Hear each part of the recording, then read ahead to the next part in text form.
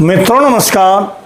पावन ज्योतिष प्रभात YouTube channel पर आप सबका स्वागत है। आज के वीडियो का शीर्षक है क्रिकेट मैच कौन जीतेगा, सटीक भविष्यवाणी का गुप्त सूत्र।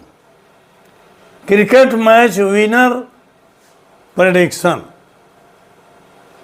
जी हाँ मित्रों, मैंने केपी लग्न नामनी कस्प चार्ट दिया है जो बराबर देता हूं। क्या आप जानना चाहते हैं कि क्रिकेट मैच के विजेता टीम की भी भविष्यवाणी की जा सकती है कि क्रिकेट मैच में हार जीत का निर्णय करने वाला वो कौन सा केपी का सूत्र है, नियम है? क्या इसे आप जानना चाहते हैं?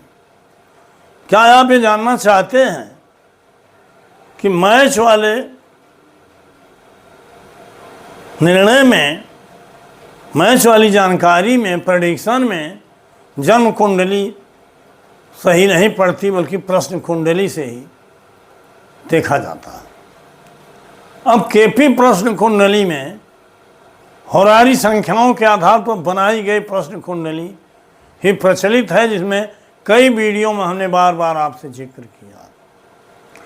तो आज हम इसी विषय पर वीडियो दे रहे हैं, चर्चा करेंगे।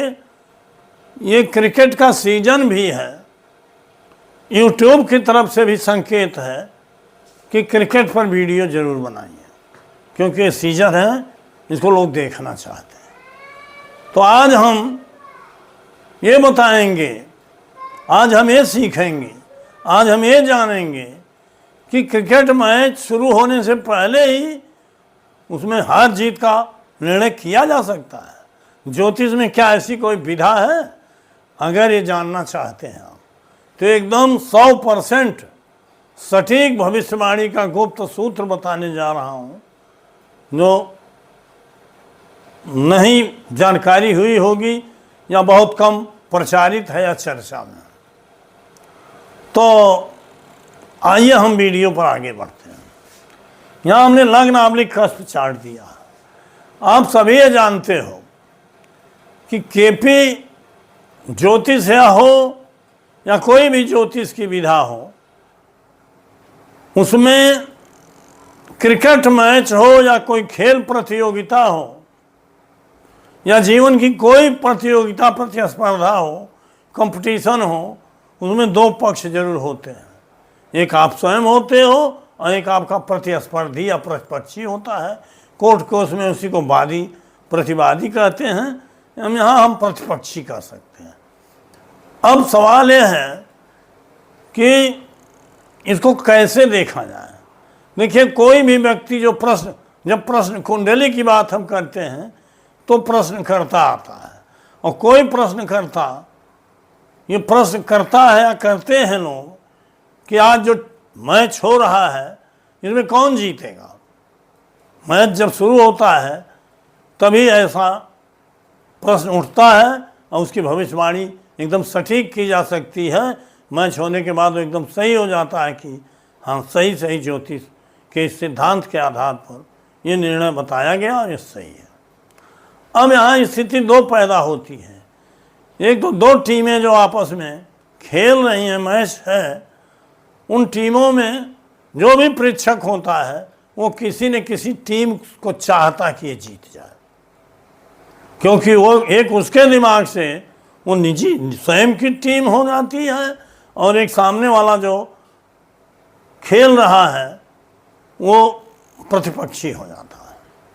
जैसे मैं गोरखपुर में हूँ और लखनऊ की एक टीम है, तो गोरखपुर और लखनऊ की टीम में कौन टीम विजयी होगी, विजेता होगी, ये सवाल पैदा हुआ। तो जो हमसे प्रश्न पूछेगा वो चाहेगा गोरखपुर। तो प्रेक्षक जो प्रश्न करता है वो उसका प्रतिनिधि हो जाता है अपने टीम का। इस भाव से ही प्रश्न कुंडली बना के हम देख सकते हैं।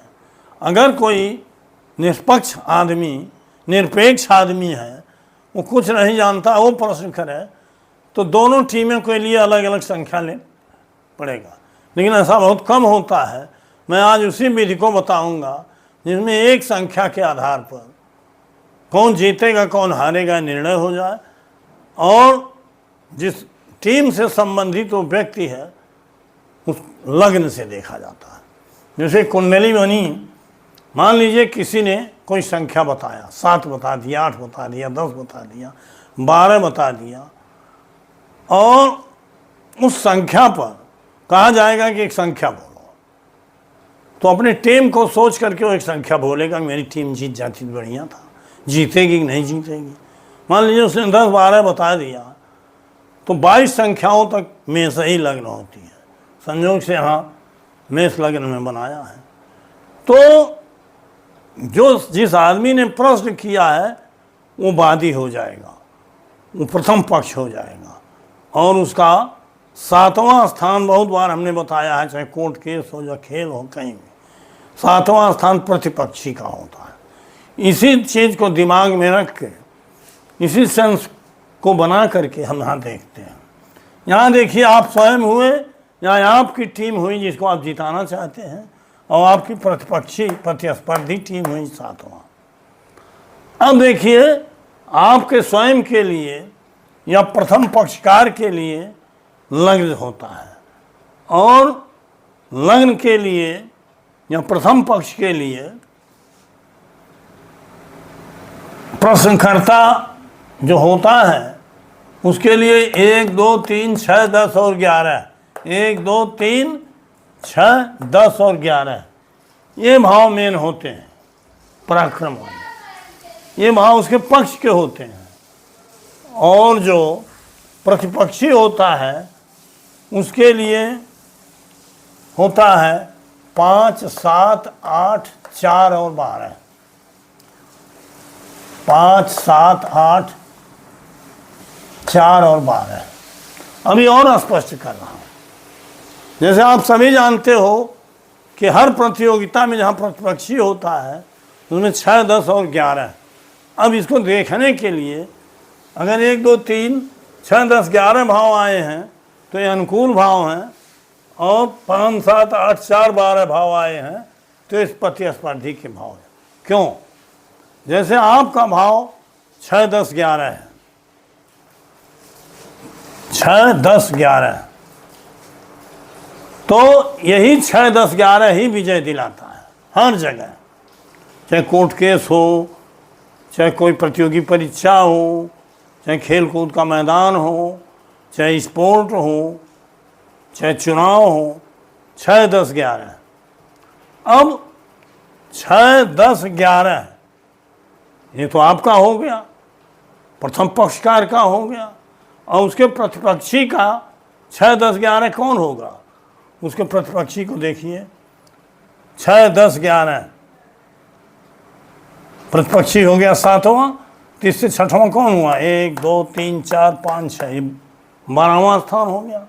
12वां हमने यहाँ लिखा है। इससे 10वां स्थान हुआ इस कुंडली का चौथा, तो 4 हमने लिख दिया, और 1, 2, 3 हमने बताया तो दूसरा 8वां हो गया, 5वां 11वां हो गया। अर्थात 5, 7, 8, 4 और 12 ये प्रतिपक्ष वाले स्थान 7वां स्थान से 11वां हो जाएगा, एक स्वयं हो जाएगा, एक द्वितीय हो जाएगा, एक 10वां हो जाएगा, एक 6वां। अर्थात जो भाव आपकी कुंडली में आपको विजय दिलाते हैं 6, 10, 11, वही भाव प्रतिपक्षी को लग्न मान करके, 7वां स्थान को लग्न मान के 7, 8, 12, 4 और 5 देखिए, ये वही भाव हैं जिसको आपके लिए हमने बताया। प्रतिपक्षी के लिए ये भाव आपकी कुंडली से होगा। तो अब यहाँ नियम यह है कि आप जीतोगे या हारोगे, मेन सवाल यह है। आप जीतोगे तो दूसरा पक्ष हारेगा, आप हारोगे दूसरा पक्ष जीतेगा। तो पक्ष और प्रतिपक्ष को ध्यान में रख के आप नियम समझिए। अब 6ठे भाव का उपनिषद स्वामी जो संख्या तैयार हुई, 12, 20, 22 जो भी हमने बताया, इस पर जो प्रश्न कुंडली बनेंगी होराजी वाली, उसमें बहुत से नियम हमने बताए हैं, कई वीडियो हमने दिया है। प्रश्न कुंडली में एक मेन नियम है, जान लीजिए, अगर 6ठे भाव का उपनिषद स्वामी या किसी भी विषय से संबंधित अगर वो उपनिषद स्वामी बकरी है और बकरी के रखे नक्षत्र में, तो कितने भी पॉजिटिव भाव आए हैं तो फल उल्टा होगा। अब कभी कभी नियम हमने ये भी बताया है कि बकरी ग्रह के नक्षत्र में हो तो फल उल्टा होगा, लेकिन स्वयं अगर बकरी है तो मार्गी होगा तो फल मिलेगा। लेकिन ये जो क्रिकेट मैच है इसमें समय नहीं है कि आज कोई ग्रह बकरी है तो कल मार्गी होगा तो रिजल्ट, आज ही तो रिजल्ट भी आना है इस मैच का। ये नाते स्वयं उपनक्षत्र स्वामी और उसका नक्षत्र दोनों अगर बकरी हैं तो रिजल्ट 0 मतलब हारेगा, और दोनों मार्गी हैं और 6, 10, 11 मतलब छठे भाव का उपनक्षत्र स्वामी, और भाव आवे या नहीं आवे 6, 10, 11 ये मेन भाव हैं जीतने के। तो 6, 10, 11 ये 3 भाव या तीनों में से कोई भाव आए हो, लेकिन छठे भाव का सब लॉर्ड, इसी भाव का छठे भाव का सब लॉर्ड 6, 10, 11 अपने नक्षत्र के माध्यम। आप ये भी एक चीज़ जान लीजिए, केपी में नक्षत्र का महत्व अधिक है, सब लॉर्ड हो चाहे दशांतर दशा। तो 6, 10, 11 भाव अगर आया है, छठे भाव का उपनक्षत्र स्वामी अपने नक्षत्र के माध्यम से 6, 10, 11 भाव बता रहा है या कोई 1, 2 भाव बता रहा है तो आपकी विजय होगी। और उसी छठे भाव का उपनक्षत्र स्वामी अगर बता रहा है 5, 4, 12 या 7, 8 तो मिक्सर कर दिया, इसका मतलब संशय हो गया। आप भी आए हो, आपका भी विजय भाव आया, उसका भी विजय भाव आ गया। तो इस नाते उसके लिए हमको दशांतर दशा देखना पड़ेगा, दशांतर प्रत्यंतर तक। अगर वो प्रत्यंतर 6, 10, 11 बता रहा है तो आप जीतोगे। अगर वो प्रत्यंतर 5, 4, 12 बता रहा है तो प्रतिस्पर्धी जीत जाएगा। ये नियम है। वहाँ भी कन्फ्यूज अगर होता है, वहाँ भी सस्पेक्ट होता है कि दोनों भाव मिक्स कर गए, तो रूलिंग प्लैनेट उठा के देखिए। रूलिंग प्लैनेट में जो ग्रह आए हैं, रूलिंग प्लैनेट में 4 ग्रह होते हैं। एक लग्न लॉर्ड, नंबर 2 पर मून स्टार लॉर्ड, नंबर 3 पर मून राशि लॉर्ड और नंबर 4 पर डे लॉर्ड। ये चारों मार्गी होने चाहिए।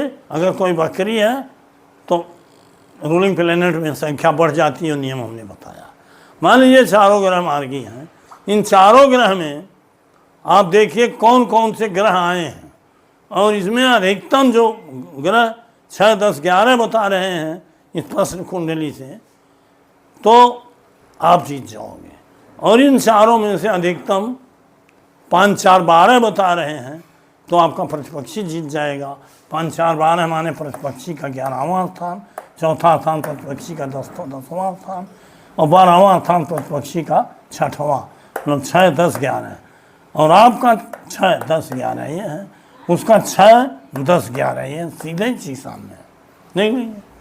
तो अर्थात 6, 10, 11 भाव पर फोकस हो और सही मन से प्रश्न किया गया हो और आप सही जानने वाला ज्योतिषी हो तो सटीक भविष्यवाणी होगी।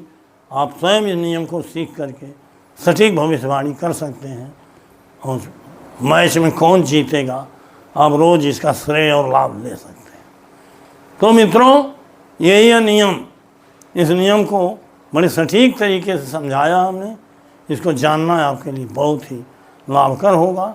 अंत में आपसे यही अनुरोध है कि अगर मेरे चैनल को अब तक सब्सक्राइब नहीं किए हैं, सब्सक्राइब करिए, लाइक करिए, हाइप करिए और वीडियो को पूरा देखिए। पूरा देखेंगे तभी उसका लाभ मिलेगा, नहीं तो नहीं मिलेगा। अब पुनः 3 दिन बाद नया वीडियो दूंगा। तब तक के लिए बहुत बहुत धन्यवाद। हार्दिक शुभकामनाएं।